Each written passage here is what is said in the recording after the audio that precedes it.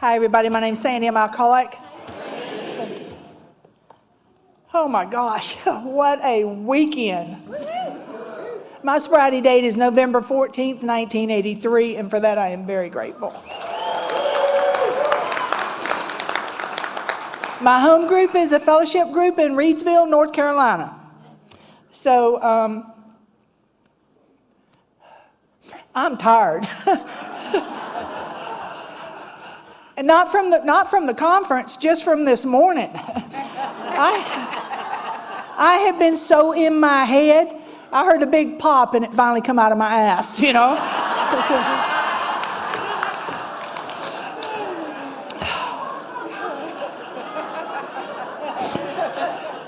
I want to share with you my morning, okay? So I wake up and then I start thinking. I ain't got out of bed yet. So I start thinking, and I'm going, oh my gosh, can I get I broke a fingernail when I did get out of bed, first thing. And I've been babying these things so they'd look good for y'all. And I mean, I popped it right there, the one you're going to see too, right? And oh Lord. So then I get in the shower. And I'm in the shower, and you know, and I'm under it, and it goes hot and cold. I went, shoot, my brothers just showed up. Because they used to, I grew up in a little 3-room house, and there was 5 of us living there. There was a bed in every room except the kitchen. And, you know, if you were in the shower and somebody turned on the sink, it scalded you or froze you, depending on which water they turned on.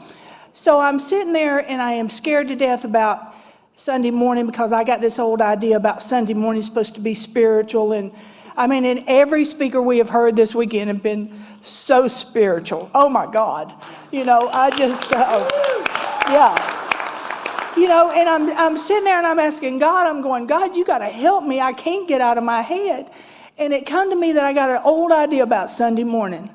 You know, because how many Sunday mornings have I sat in a church hungover wishing my life was a little bit different?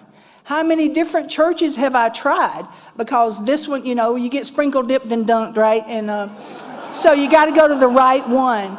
And I would go to those churches and I would try to do what I saw y'all doing, and it didn't work for me, and I couldn't figure out why. And so when I am asked to speak on Sunday morning, I get these old ideas about, you know, I'm just not good enough to be here. I'm not spiritual enough to do this talk or whatever. And then I finally get on the phone, call my sponsor, right? I mean, I am deep in my head. So she said, Sandy, she said, probably the reason you're Sunday morning is because the other speakers have flights early out.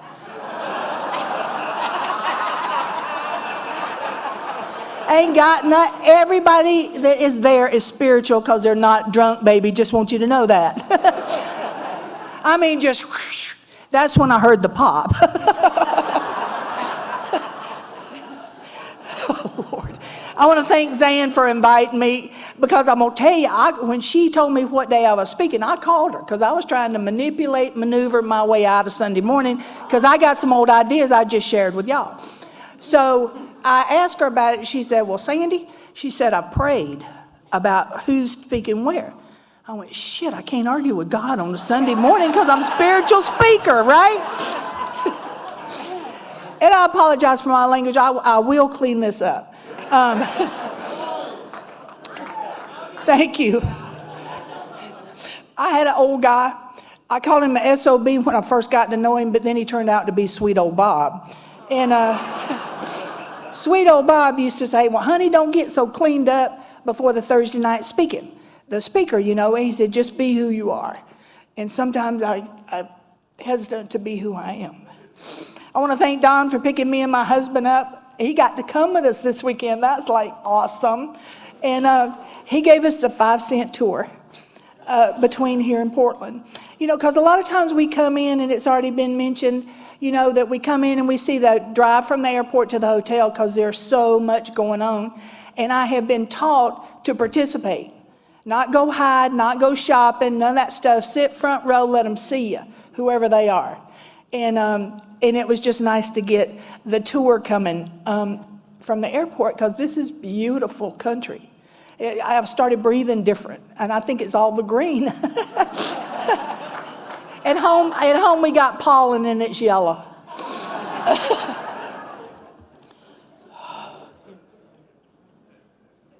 God's going to show up in a minute.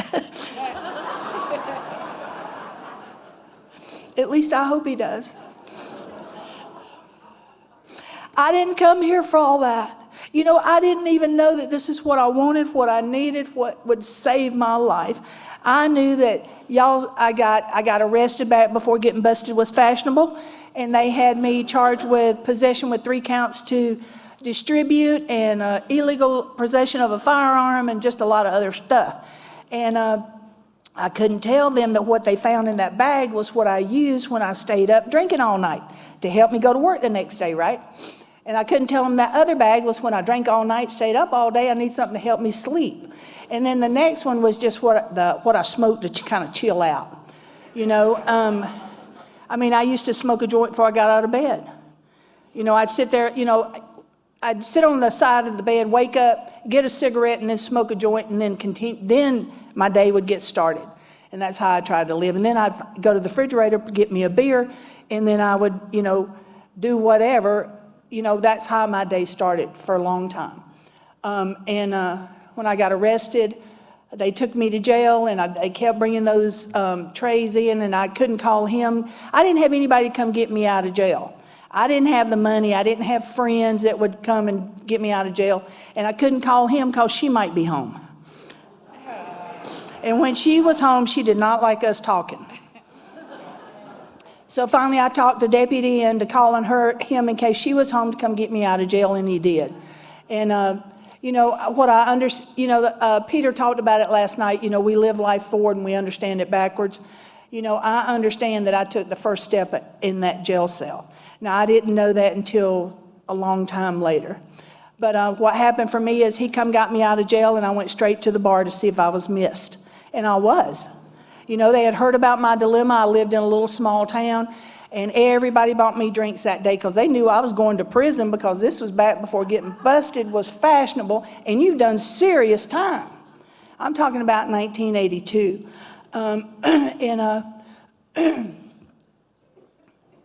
So a guy I'd been partying with, you know, come knocking on the door. He wanted to talk to me, and this guy had been off somewhere and come back talking in half sentences, and he wasn't any fun anymore. And I'm wondering, what in the world is he doing at my house? Because he don't party like we used to party, you know. And he said, you know, we would ask him, because I work with him, he'd say, you know, let's go grab a beer after work. He said, oh, I'm not drinking one day at a time. I said, okay, we'll see you tomorrow then, and we shoot off and get a beer, right? And something would happen at work, or, you know, something would get tore up or something. He said, oh, just let go and let God. Let go and let God do what? I mean, we got to get this wheel back up off the ground. And, you know, and God ain't here doing that, you know. But he would talk in all these half sentences. He wasn't drinking one day at a time. And, you know, he just wasn't any fun. And here he is knocking on my door. Well, I done told y'all how I woke up. So I've got a little buzz going, and I can sit through his crap, you know, and his half sentences and all that. Now, I know he talked to me about a lot of things that day, but what I heard him say is, I know how you can keep your job and get it back. Because as a result of my incident with the law, they had me under investigation, and I was suspended until that investigation come to fruition. Now, when I got this job, I had arrived. I was one of the first 7 women that the railroad hired in Georgia for that equal men and women thing. Yeah. And I showed them I could drink like them, keep my mouth shut like them, and all of that, and damn near died doing that, just saying. But I'm in the process of losing that as a result of my actions. So he's talking, and he said, I know how you can get your job back. I said, sign me up, whatever that is, sign me up. So then the next thing that happens, I got these 2 old railroad men coming knocking on my door, and I know who they are because I've worked with them. But they sat in my living room and told me about dirty, nasty little stuff that they did when they were drinking. And I could not believe that they were telling me this. That's the stuff that it don't go out the door. I mean, that stuff stays home behind those closed doors. Only family knows. But they were sharing freely with me of what they did when they were drinking. I thought they were being just dirty old men. I smiled appropriately and nodded. You know, I did not know what they were doing. Today I understand that they were trying to 12-step me. One of those guys knew me when I was 15 years old, and I was trying to serve him breakfast in a restaurant where I worked, and he was worried about my drinking back then. Now, I'm 26 at the time we're having this conversation, and I'm definitely worried about me now. When those guys come in that house that day, I wasn't nothing but breath and britches, and I don't eat when I drink. I am not doing anything to interfere with the buzz, because that's how I live with me. I take a drink and I get a different perception of every area of my life. So they signed me up for treatment, and what happened next, I didn't know you could go to treatment tore up. They didn't tell me that. So I'm all cleaned up. I got my blue jeans pressed. I got my Piggly Wiggly sack packed, and I'm sitting on the stoop looking like a girl gonna catch a school bus. And here they come. AA driving, Al-Anon in the front seat. Now, this was one of those dirty old men that done the confession, so I'm good with him. But this woman started talking, and she started talking about not drinking ever again. And she was happy about it. I was not happy about it. That idea, I've had stints of sobriety. A week, half a week. I was miserable until I drank again, because I don't know how to live with me as I am.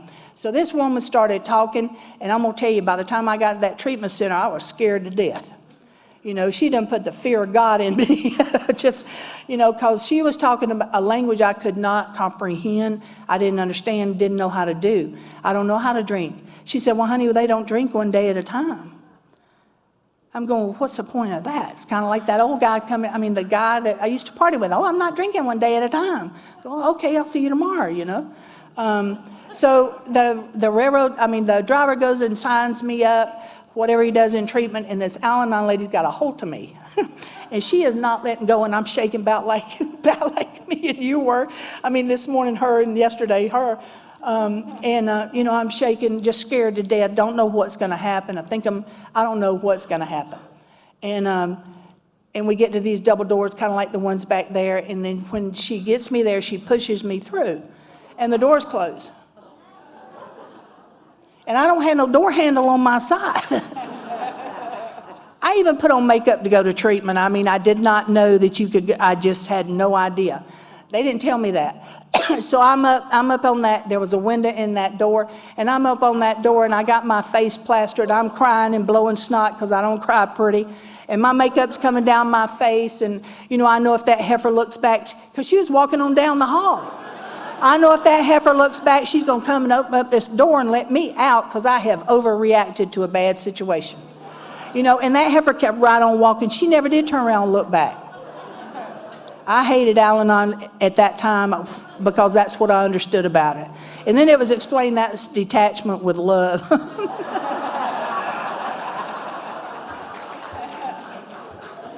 I get in the room, this lady comes in, and she says, I got to answer some questions, and, I know I'm going to prison, but I'm not going to be stupid and confess to her, because she's asking, well, how much do you drink, and what do you take, and all this kind of stuff, and I'm doing just enough to let her fill in the blanks.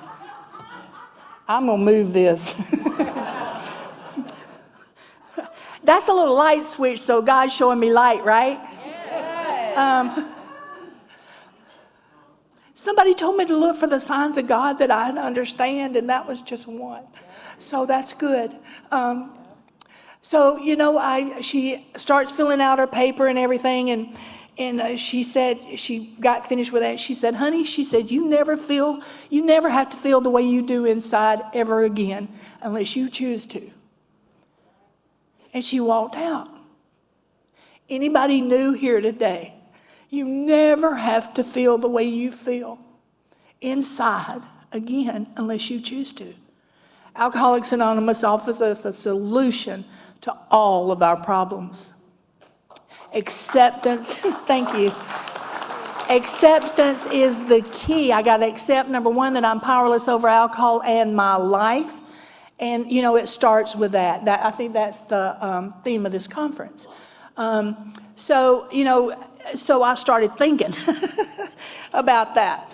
And I am 7 and 8 years old wanting to be somewhere else in somebody else's body. I done told y'all that my mama raised 4 of us. We lived with my grandmama because mama couldn't afford us by herself. And I wanted to be anywhere else except in that little Milltown house, in that little Milltown village on that side of the tracks. I hated me and I hated everything about it. I come out of the chute 6 foot tall, and I'm gonna tell you, when I was growing up, my feet hit the door before anything you saw of a body, because I'm about a foot behind my feet. And, I'm long and tall, and that's all, and ain't got no weight nowhere. And I used to, in school, I used to go to the bathroom, get toilet paper, and I put some here and some here, until it would fall out. It was a good idea. And then you'd be flat and pushed, right? And then you got that toilet paper on your shoe and you're going down the hall with it. I struggled. Oh, Lord. And she's telling me I don't ever have to feel like that. I got a perfect brother growing up, and I get him out of the house and try to kill him with rocks because I cannot do what he does. I do not know how to be how he is. He's smart. He bakes a cake and it don't fall, and he goes and plays with his toys and washes them and puts them up. I think there's another 12-step program for people like that. I was not like that.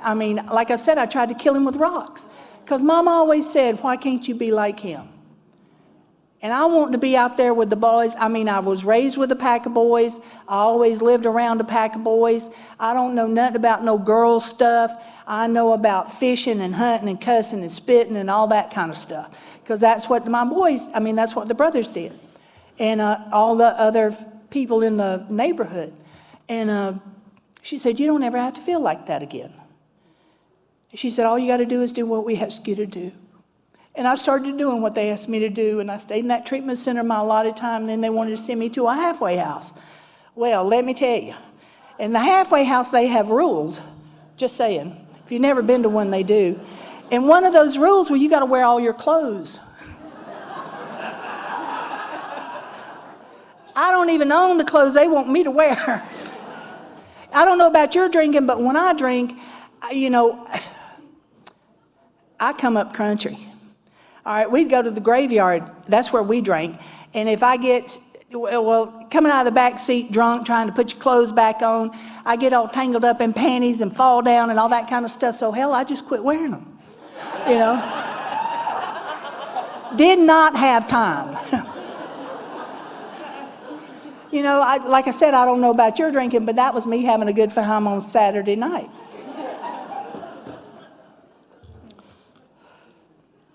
So we get in this halfway house, and I'm with all these women. Oh, my God, what do you do with women? My mama always told me, don't trust them women. And I never did. But what I know today, through that hindsight that we get here, is that I don't trust women because I think they're doing what I'm doing. And if they're doing what I'm doing, they're not to be trusted. Because I tell you what, if it wasn't tied down, I'd steal it. And if it was yours, I'd want it for mine. And I didn't care if he was married or not. It did not matter. I had no morals or principles. I was just trying for that next thing out there that is going to make me okay in here. And I did not know that's what I was doing. So I got these women. So now I got to confess, right? AA is all about that confession and all that kind of stuff. So I tell them women, I don't know what size underwear I need to get. So they shove me in the dressing room. And they start parading panties and bras across the store. And all I need to know is every time I don't know, all I got to do is ask y'all. That's that ego deflation at depth. And when I do that, y'all can come in. My ego can leave in the spirit of the sunlight. It just shines on us, right? And nobody laughed at me that day. Nobody laughed because I was embarrassed and ashamed. I didn't know how to blow dry my hair till I was probably 10 years sober. Because I kept it short and just went. That's the girl stuff, right? My mama was trying to work and feed 4 kids. She did not care about the draperies and none of that girl stuff. She did not do frills. So I never learned it. And I thought all the pretty girls in school they got that book that I didn't get. So I just hung with the boys. And so I'm in there with those women, and when I confess, they don't laugh at me, but we laugh like the devil at the end of the week. Yeah, get Sandy to go with you, the new girl coming in. She knows the deal, because I'd had the experience. Y'all gave me that experience. I stayed in that halfway house until they let me out. And then the same AA and the same Al-Anon picked me up. Now, in this treatment center and halfway house, I'd done a little stint through the steps best I could. And I wrote that Al-Anon because I kind of got in her face about, I just, in the car, I had an honest discussion with her. And what happened was, I wrote her a letter and made amends. Now, for new people, I'm going to talk about a lot of stuff y'all do not understand. Long-distance phone charges, a paper meeting schedule, God, I had them figured out this morning, now I done lost them. But those are two, and they'll come. But I wrote her a letter and asked her if she'd be my sponsor. And you know what? That woman said yes. Because I lived in a time where there wasn't many women coming into the little small town where I lived, and that lady and that man believed that alcoholism was a family disease. And that woman told me what women did in the daytime, and then the guy taught me about Alcoholics Anonymous. And I will be forever grateful for that Al-Anon woman. Because she knew I didn't know. And she knew, for some reason I looked willing. I was willing not to go to jail. But to her, it don't matter what your motives are. If you take that right action, the results are the same. And I was taking right action. And she saw that. They saw that. So they supported me in every way they could. Now, I always hesitate telling this part, but I want to tell you how she supported me. I go into the meeting, there's some news guys coming in. She tells them all I got syphilis.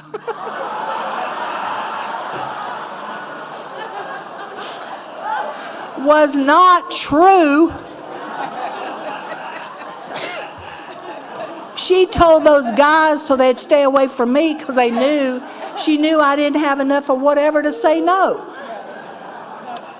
I had that kind of love and support in Alcoholics Anonymous.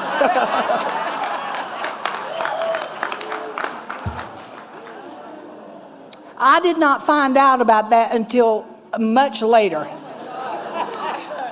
Because I would have had a damn fit. So I get out of treatment, I'm an alcoholic and an addict, and I go to the meeting. That's the way I introduce myself, right? And there's this old fart sitting in the back of the room. He says, yeah, I got hemorrhoids too. What's that got to do with it? What? They don't warn me about him because he's the guy that runs newcomers off. So, I said that 2 or 3 times, and, he screamed at me 2 or 3 times. And finally I asked somebody, why is he screaming at me like that? And they pulled me aside and said, Sandy, this is Alcoholics Anonymous. And if you say you're anything other than an alcoholic, what we do here might not work for you. Now, we want the best for you. So if it's finding another fellowship, good. Well, you go and you do that. But here it's Alcoholics Anonymous, and we have a primary purpose, and that's to carry the message to alcoholics. Why don't you get Bill's story and see if you can identify with Bill's drinking, how he felt, all that. So I went and got Bill's story.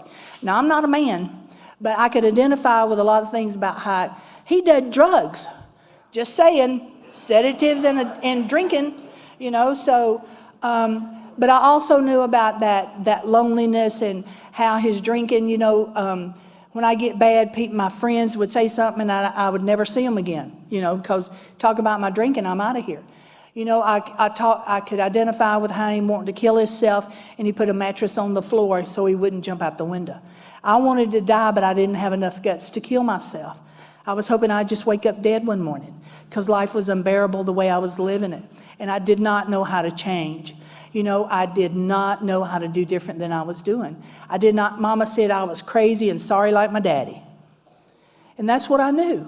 I knew I was crazy and sorry like my daddy. And like I said, I grew up without him. And so, a lot of that is with me. So I got in Bill's story and I identified. And I go back to the meeting. I said, y'all turned me into an alcoholic, just saying. So I go back to the meeting and the old guy's in there, and, my name's Sandy, and I'm an alcoholic, and I listened. I did not know I had power to cure hemorrhoids, but I do. Because he wasn't screaming about them hemorrhoids no more.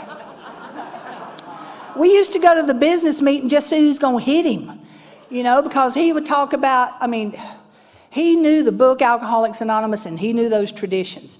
One night at a business meeting, they wanted to use group money for chicken for a anniversary dinner. I thought he was going to have a come apart. He's up there, he turned red, and you could see steam blowing out of his ears. I don't put my dollar in the basket and buy chicken. I put it in there to support AA.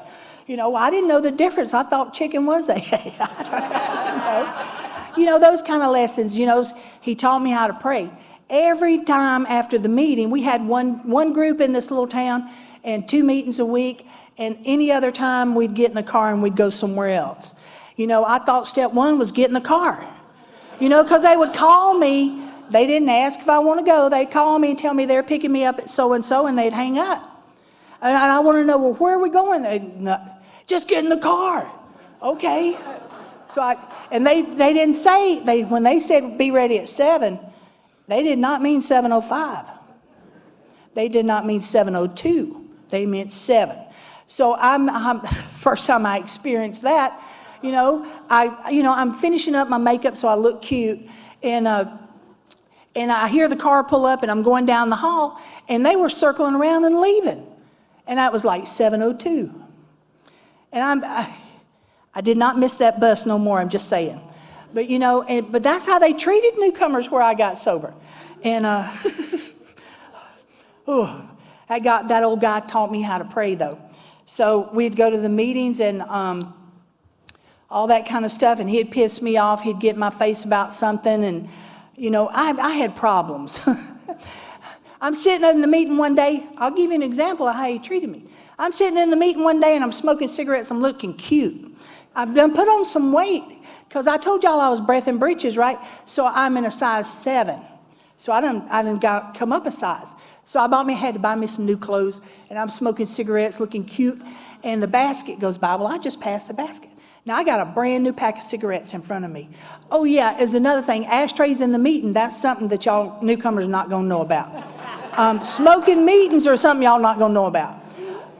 Coffee cups, glass ones, you're not gonna know about. But we had all those in that meeting.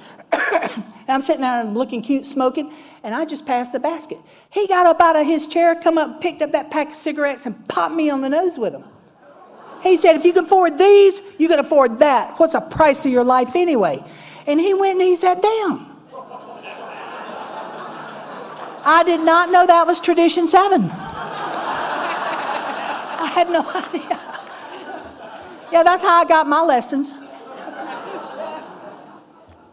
So I'd pray for him every day on the way home.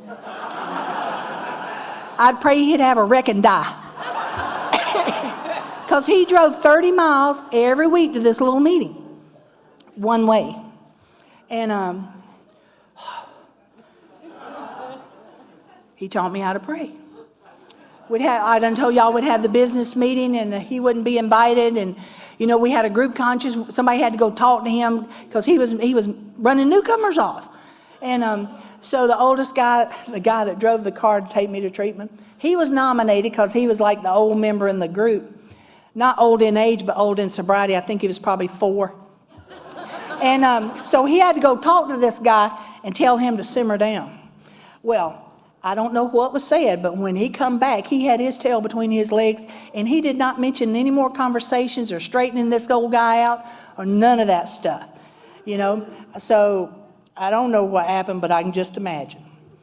And that guy loved Alcoholics Anonymous. He loved an alcoholic. I offered him this one day.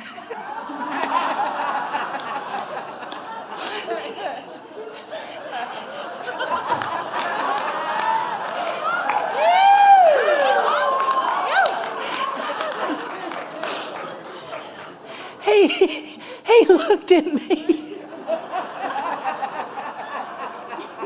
I told y'all I was cute, right?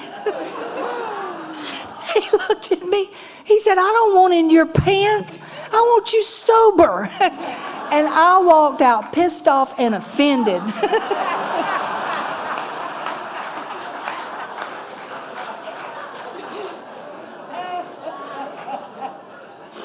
I did not know what he did for me that day.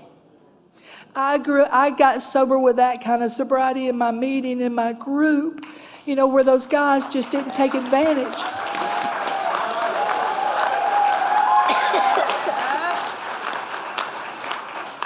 And he'd already probably heard I had syphilis.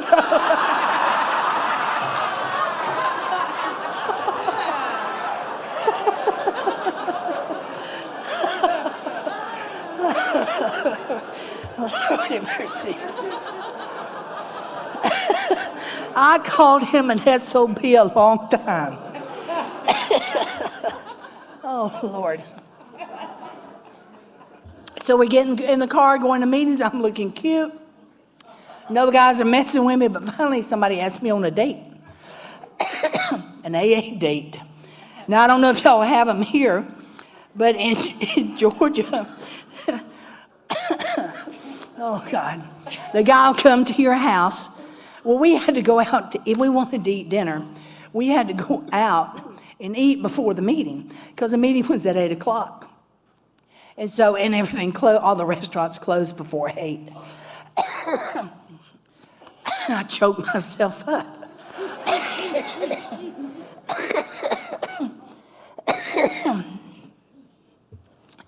So he comes and picks me up. We go to dinner. We go to the meeting. He brings me home, and he leaves.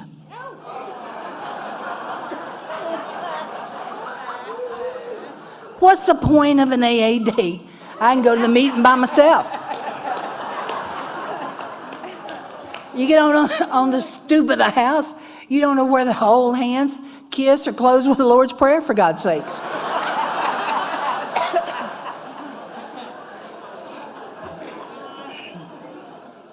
Had a bunch of them AA dates. Finally, I offered him some of this, He was so spiritual, he said no. And I don't understand what's going on. I am pissed off. So I called my Al-Anon sponsor and I said, I need to talk to you. And I go over there the next day and she's a gardener, so she's digging potatoes. I'm slinging dirt and cussing because I don't know what's going on. This guy, everybody's telling me no, And she said, well, honey, maybe he's trying to show you some respect. I said, respect? Ain't that when they've been with you at night and then they call you the next day? Ain't that respect? That's what I'm looking for. If you're not sponsoring people, you're missing out on some cheap entertainment. Just saying.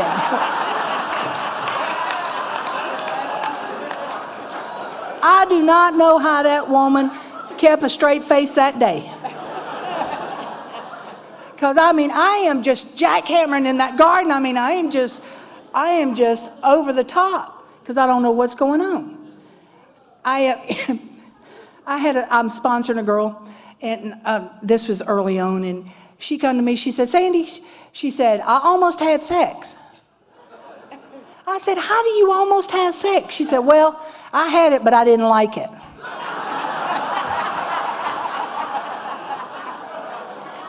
I'd never heard that definition of sex. So if you're not sponsoring people, you're missing out. Just missing out. And I was able to keep a straight face.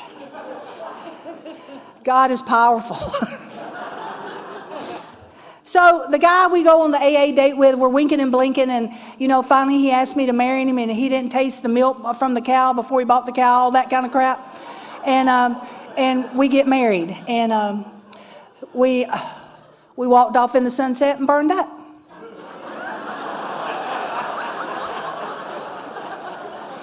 That relationship lasted about 5 years. And it's a miracle. We were Mr. and Ms. AA in our little neck of the woods. And then I come to a conference and I have sex with somebody else and go home, and the news gets home before I do. And that little group takes sides. Now, the side they take ain't mine. They called me a whore the next time I went to the meeting. And I walked up to the podium and told them what they could do with their mother and their brother and their dogs and everybody else I knew. And I sashayed out. I said, I don't need y'all anyway. And I sashayed out. Now, that's a big lie I said. I did need them. There wasn't much traditions, principles above personalities, none of that kind of crap. And I'm about 5 years sober, and I am dying in Alcoholics Anonymous. It's been talked about this weekend, and I didn't have anywhere to go. Did not have anywhere to go. So I remember that old guy, the one that I cured. I'm sitting in my bedroom, my little apartment. I got a pistol by my side, and I'm fixing to eat that. Because I can't go back to AA. I know I can't drink because deep down where I live, I'm an alcoholic. And I know that drinking is not an option for me. But how do I live with what I've done? How do I live with the judgment of others? How do I live in the AA community and be able to look at anything but my feet? So I called the old guy. And I'm blowing snot and crying. I already told y'all I don't cry pretty, and you'll see probably before the end of this. I was putting on my makeup this morning. I'm going, why am I bothering? It's about looking good. So I call that old guy, and I'm blowing snot and crying, and he can't understand me. And I hadn't seen him in a while. We started a group without him. All that kind of stuff. And if you give me 5 minutes, I tell you what an SOB he was, and that didn't mean sweet old Bob. I was taking his inventory. I was judging him, all of that kind of stuff, telling you how he run newcomers off. Every bad thing I could think about, I said about that man to anybody that would give me 5 minutes. Now, that is not the spirit of AA. Just so newcomers, it's not the spirit of AA. But what I knew about that guy is he loved me enough to tell me the truth. He knew about Alcoholics Anonymous, and he knew what to do with a sick and suffering alcoholic not drinking. And I picked up the phone and I called him long distance. Now, that's back when they charged us for calling outside our little county, just so you know. And it was so much per minute and come on your phone bill because we didn't have cell phones. And he said, can you drive? I said, yeah. He said, get in the car. Step one, right? Get in the car. So I got in the car and I went over to his house, and it was about a 30-minute drive. I knew where he lived. I knew his last name. That's the way we rolled down when I got sober. And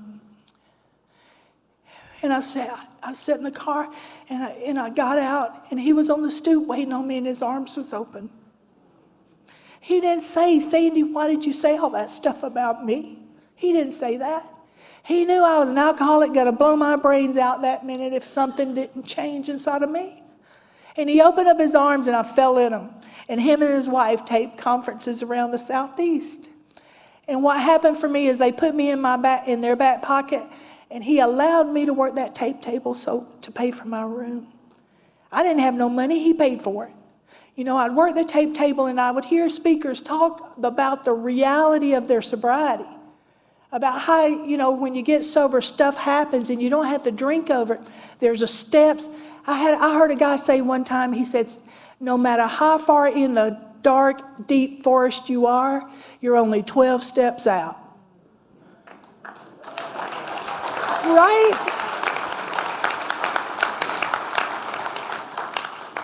Now that sounds quick and easy, right? It wasn't for me. I heard a guy in California talk about being divorced and everything, and sitting in the same meeting with his ex-wives. There was more than one. And I asked him how he did that. I talked to him after he got down, and I asked him how he did that. He said, I practice the principles before personalities in every area of my life. He said, this is Alcoholics Anonymous. And they're alcoholic. And I will not be the one that keeps them from coming in these rooms. Now, I'm going to tell you, that's ego deflation at depth. It was for me. I'm sitting in a district meeting not long after that, because I've always been active in service. And, you know the chatter before the meeting, right? And my ex-husband comes in the door. I went, oh, shit. I've been praying to God because I wanted to make amends and everything. And in he come. I hadn't seen him. And in he come. I went, shit, God, I didn't want to do it today. Not in front of all y'all. Now, I have showed out. I wasn't one of these little sweet girls that sit quiet and never said nothing. I'm up in your face cussing and shaking my finger and all that kind of crap. I mean, that's what I brought to y'all. And in he come. I went, oh. I knew what I had to do. I knew what I had to do. I got up out of my chair. I walked up to him. I stuck my hand out. I said, I'm glad you're here. Now, I did not say I was glad to see him there because I wasn't. But this is Alcoholics Anonymous, right? And if he drinks like I did, where else is he going to go? Except here. I do not want that on my conscience, him not being able to come into the rooms. And you know what? After I did that to him and I turned around and I sat down, I didn't know every time he turned his page. I didn't know every time he took a sip of coffee. I didn't know every time he spoke to somebody else. I sat free and clear of that resentment. That is the magic of the steps and the process that is outlined in the book that were given out earlier. And if I practice them, I have a way of life where I can live free, happy, and contented, no matter what's going on. Now, about this time in my life, I think lack of children is my dilemma. Because I'm from the South, right? And I don't have none. And people ask me why, so I'm people pleasing. So I find me a man who's got a couple, I make his business my business, and I'm married and got 2 kids now. I don't know how I do that. I think it's called obsession of the mind. I am here to report lack of children is not my dilemma.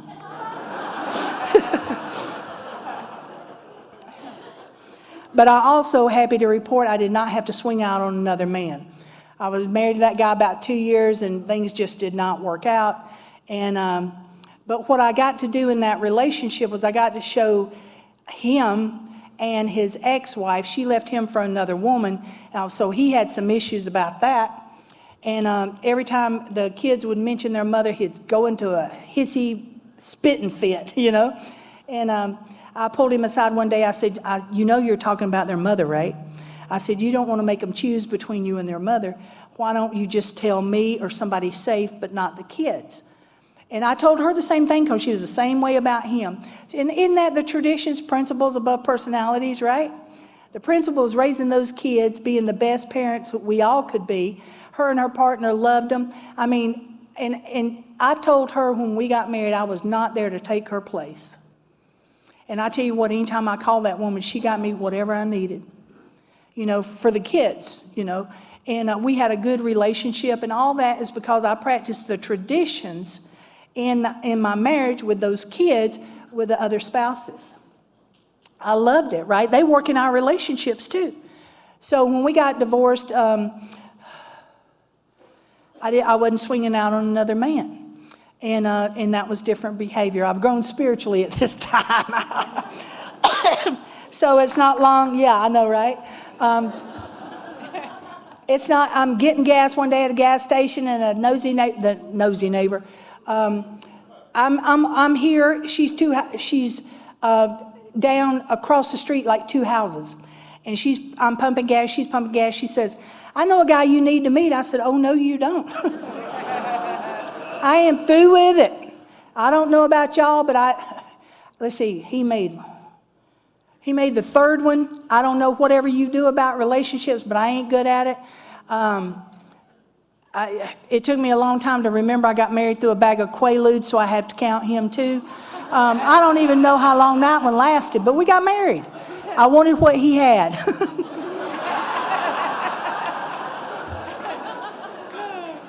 So, I mean, I do not know how to do relationships, and she's talking about this man, you know, and she won't shut up. She's just after me, right? And, oh my gosh, finally I said, okay, just tell him to call me. And I jumped in the car and didn't give her my phone number.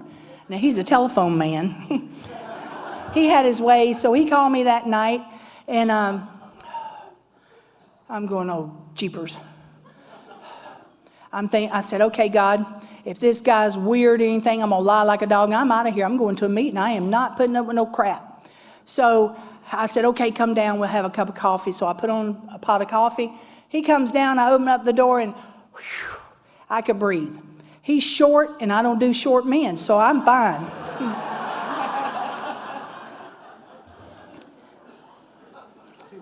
And we started dating. Well, we became friends first, but then we started dating. I don't know what happened, but he got taller and I got shorter. I don't know. But every time I tell that story, I think about how crazy I am. I mean, I didn't look any further than the height. Hell, I used to spend more time picking out a tomato in the grocery store than I would a guy I was going to sleep with, for God's sakes. Most people don't do that, just saying.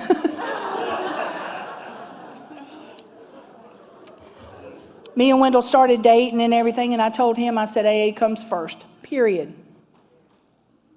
Now, that's a mouthful. Now, that man spent a many night home by himself because I'm off at a meeting. I'm off talking to newcomers. I'm taking women to meetings. I'm involved in service work. I am somewhere telling my story. I mean, we neither one knew what that meant. But he has never stopped me from walking out that door. I have the love and support like that at my house. And we've been married like 30 years. I know.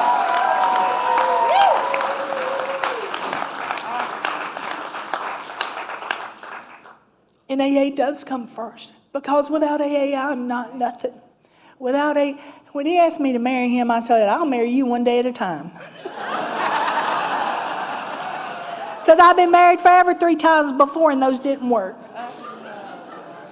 One day at a time, I can be kind. One day at a time, I can be faithful. One day at a time, I can act like I care. And we've been married that one day at a time for like 30 years. It's amazing. It's amazing. So me and Wendell get married, and I'm real spiritual when we got money, and he gets laid off.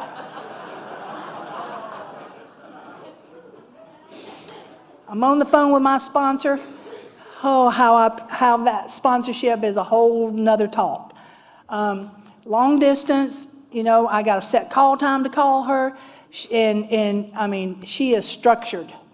So my sobriety becomes structured, and I am forever grateful for that. When I'd go to a new meeting or we'd move, she'd say, honey, you just sit in the same chair every meeting, because that way until they get to know you, if you're not there, they will know that.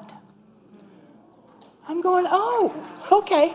So I start sitting in the same chair because I don't know who y'all are, but I want y'all to know that I'm not there because I need to belong. Get by the door. Greet people coming in. Well, what do I say to them? Well, why don't you try hello? Sponsorship, they're just so smart. So Wendell loses his job, and she says, go to the meeting and tell him. I said, I am not going to go to the meeting and tell him that Wendell lost his job. Not going to do that. She said, well, Sandy, when the bank comes gets this little sports car you're driving in, what you going to say then? Somebody stole it. Yeah. So I go to the meeting, and I tell them. And I be dipped. Some of these people needed their cabinets painted. They needed something fixed because Wendell's real handy like that. And they were able to pay him. They knew how to help an alcoholic so the alcoholic can keep their dignity. They didn't give us no handout. Wendell earned a lot of money that way, thanks to y'all. Not y'all specifically, but the group of Alcoholics Anonymous that we were involved in. They rallied around us. And that's what always happens in need. That's the reason groups, being a member of a group is so important. I'm fixing to get on a soapbox. I'll make it quick and then I'll get off. There's a lot of meetings, but our groups are suffering. Our groups are suffering because we're not committed. We don't financially support them. We don't take an active interest. We don't have a GSR. We don't have a connection so our voice is heard in Alcoholics Anonymous. And as a result, AA is suffering. I believe. I'm off my soapbox.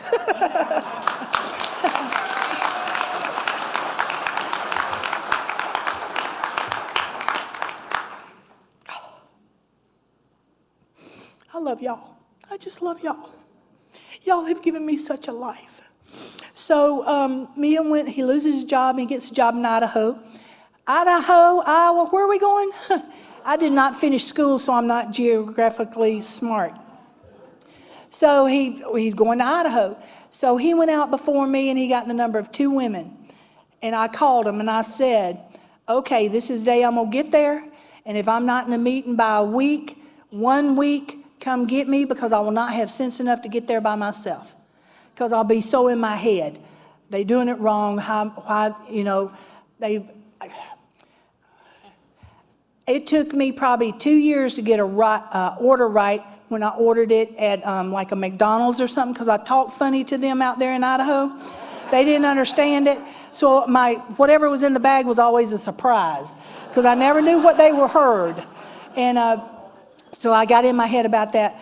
But those women promised me that they had never met me, but they were active members of Alcoholics Anonymous, and they promised me that they would do that for me, and I believed them. I called the central office to find out where I took snow driving lessons, because I hear in Idaho it snows every year, and it does. And the manager of central office, he said, lady, most of us just get in the car. So Idaho was like fairy tale. God threw us in there, slammed that book, and said, kids, have a good time. And we did. We learned how to snow ski. We learned how to snow drive. We learned about the beauty of this part of the country, because we lived in Idaho. And I was scared about moving because, they do it wrong there. Let me tell you, they don't even close with the Lord's Prayer in Idaho. They open with a moment of silence and close with a serenity prayer. I knew they were going to hell for sure. I'm from the Bible Belt, right? You always close with the Lord's Prayer. But not there. And I found out it's because there's I'm going to say it like this, don't take offense if I don't use the right word. Indians there, and they believe in different spirit, right? They're not Christians. So, and that's our traditions at work. God of your understanding, that's the steps. God of your understanding. So the group conscious rules. And we moved to Idaho and had such a good time. And AA was there. I did like my sponsor told me to do. I sat in my same chair every week. I got by the door. I greeted everybody that come in, even though they didn't understand what I was saying, and we didn't understand what they were saying. I had never heard about pucker brush, but now I do. That's when you go off the road and your butt puckers because you're trying to get it back on the road. Never heard that before.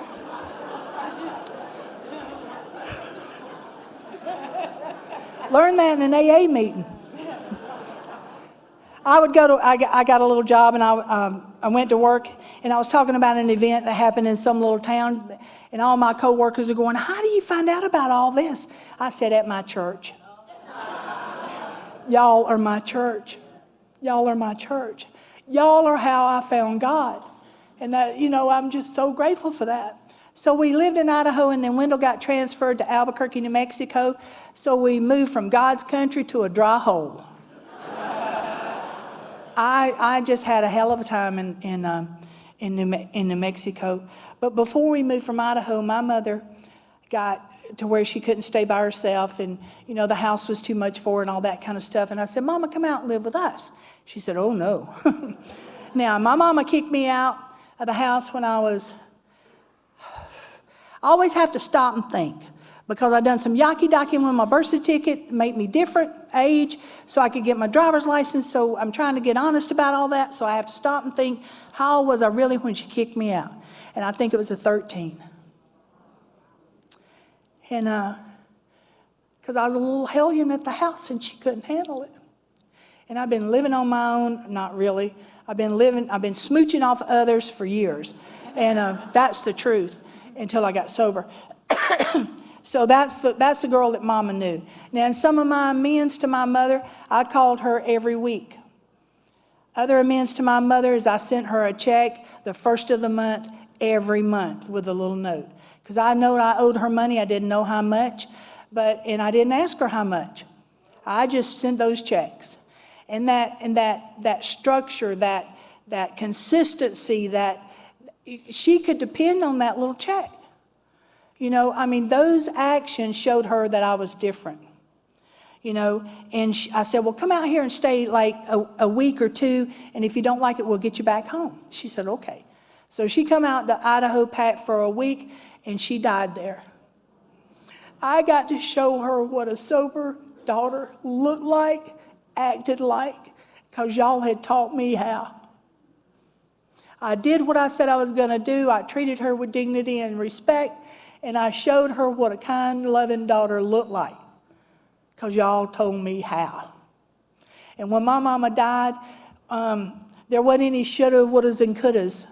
It had all been said and done, because y'all showed me how to do that, to live current, to clean it up, to be active, to be responsible. No matter what she did or didn't do, my actions were not dependent on that. Because AA taught me that if I want to be free and clear, all that's got to go. I just didn't depend on how she treated me or how she acted. My actions. And when she died, there was the ER doctor from my home group. There was an ER nurse from my home group. There was me and Wendell and a girl I sponsor. And we closed with the Lord's Prayer around my mother. Y'all gave me that. All my brothers flew out and they met you. My oldest one in particular. When I was young, I don't know how old I was.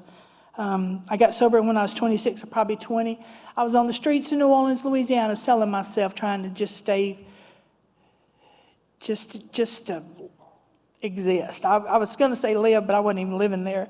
And Mama sent him down to find me, and he found me. And he picked me up by the collar and dropped me like a sack of potatoes and disowned me on sight. As a result of these 12 steps that bring us out of that dark forest, my oldest brother walked me down down the aisle when I got married the first time in AA. He saw me different. He came out and he met y'all, and y'all impressed him. He asked me after he met y'all to pray for him. Now, he's never done that. I mean, you mentioned God, and he'd just go in one of them spitting fits, right? But he asked me if I would pray for him, because he met y'all, and he saw God in y'all. He saw, I don't know what he saw, but he saw something different, and he wanted it. So we don't only carry the message to alcoholics, we carry the message to everybody we meet, and we don't even know it sometimes. Because my brother was out there for my mother's funeral. We moved to New Mexico after that. Same thing. I know how to move in AA, and y'all are there. Y'all are in this big city of Albuquerque, New Mexico. We got to see the balloon fiesta, all of that. It was awesome. So when Wendell retired, we wanted to come back to the water, to Georgia. He was raised in Florida. I was raised in Georgia. And we were tired of that brown hole of New Mexico. It's really not. I grew spiritually out there, but I just... So we come back to the water, and we were going to retire, and we moved to Florida, bought a house in Florida, and then I had some heart issues. Got all straightened out. I didn't have no insurance. That got really expensive. Our life changed. We struggled through that together, me and Wendell. Wendell had a stroke. We got through that. He seems like a quiet guy. He's not. He just struggles getting his sentences out sometimes, and that embarrasses him. And my heart hurts for that. So we go back to the water, and I hadn't gotten to know y'all yet because I got sick right after we were packing up the house, and I get to feeling better now. I can't go to the meetings because I'm in my head. They do it different here. What am I going to say? All that kind of stuff. So I start praying. Anytime my butt's in a crack, I pray. I mean, I usually do it every day, but I'm really on it when I'm in trouble. And I start praying because I'm 30 years sober, and I got so much fear I cannot get out the door. I am in my head. I am scared to death. And I shouldn't be like this because after all this time, I should know what I should be doing, blah, blah, blah, blah, blah, blah, blah. And I start praying. And then we get a phone call from a guy that we had met at a conference in Spain. He was from Australia, and he was on the other coast of Florida. Now, he drove off all the way across the state of Florida to have dinner with me and Wendell one evening. And I confessed. You know how we do. You know, you get around somebody really in the deal, you can confess. So I confessed to Ian that I wasn't going to meeting, scared to death, whatever.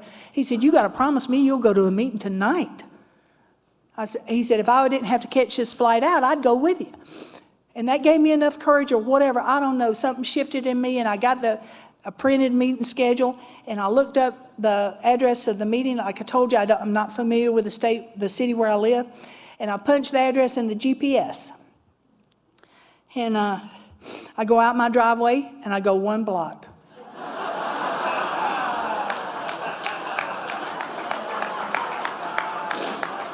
If I'd have walked catty-cornered, it'd have been a half a block.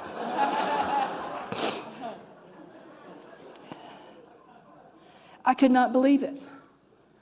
Because sometimes I still think God won't work for me. God don't answer my prayer. I'm not good enough.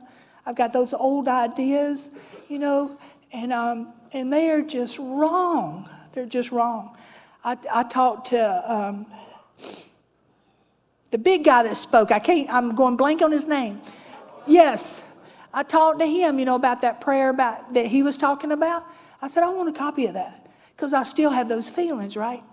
But that day I got to that meeting. It was a big book meeting, and I said, this may be on topic, and I said, I'm new to town. I hadn't been to a meeting, been scared to death, and I need y'all's help. Ego deflation at depth. One more time. Over and over and over and over for me. And after the meeting, there was a guy that lived right across the street from us. He was in that meeting. I got phone numbers of the women, and I'm going to tell you, you know, it was amazing. So today, anytime I worry about God or think about God or not God or whatever, I know that when I pray, he brings a guy from Australia, through Spain, through Florida, to get me a half a block to you. Right? I got asked to speak I met Michael in Florida. Quick story, and then I'm going to finish it up. Met Michael in Florida because I was speaking at a conference. Him and another buddy from North Carolina had driven down. They got this hot shot fast car and come on down. And I got to meet Michael first.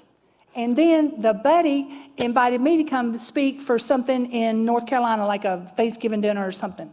So me and Wendell go to North Carolina. I'm just talking, right? I'm still in Florida. It's getting hot down there, so we're looking. I mean, really heat-wise, I'm not in trouble or nothing. So I go and I speak at that meeting, and he has me speaking in the meeting, and I speak at a meeting. I think I spoke at 2 meetings, and I fell in love with the fellowship in North Carolina. And the meetings and y'all and all of that. So I talked to Wendell, and I said, what do you think about living in North Carolina? And we started planning and everything. It took us about a year, and we moved to North Carolina. Now, this is back when prices of Florida houses were stupid, right? So we got a good deal in a house, and God just opened this door, opened this door, opened this one, opened this one, opened this one. You know, and now we live in North Carolina. Now, in North Carolina, I'm back at a little small group, like when I got sober. And these men, I'm like Bob was when he come to the meeting. I know about the traditions. I know about the big book. A group conscience is supposed to take place with everybody, not just around the back of the truck. And so I've had some growing experiences there. I have, not them. They ain't changing. I've tried. And I just made a lot of people mad. So I made amends to the group. You know how we do. And now I know I'm just one voice, one vote, and I can lead by example. Hopefully lead by example. I'm trying to change my example, so you know. I know that I'm the problem there, that, You know, God's in charge of AA, not me. And I think I've settled down there. And it's a good place to live. It's a good place to be sober. It's a good place to work with newcomers. And it's a good place for y'all to come and visit anytime. Thank you.